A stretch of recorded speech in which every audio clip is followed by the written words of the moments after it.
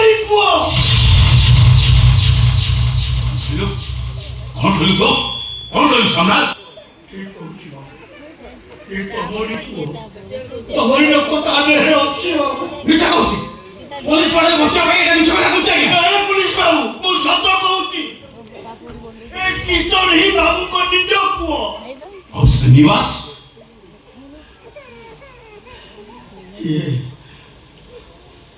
ଏ ମୋ ପୁଅ।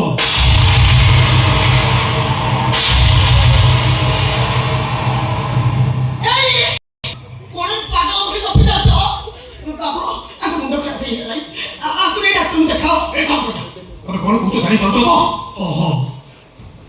ମୁଁ ସତ କହୁଛି, ଡେଲିଭରି ପରେ ବୃନ୍ଦାବତୀ ବେହୋସ ଥାଏ। ମା ତ ମରିସାରିଥାନ୍ତି। ମୁଁ ବାବୁଙ୍କ ପୁଅକୁ ନେଇ ବୃନ୍ଦାବତୀ କୋଳରେ ଶୁଆଇଦେଲି।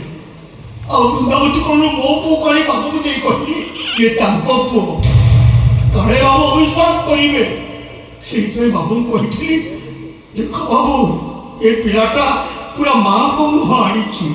ସେଇ ଆଖି, ସେଇ ନାକ, ସେଇ ମୁହଁ, ଅବିକଳ ମାଆଙ୍କ ଚେହେରା।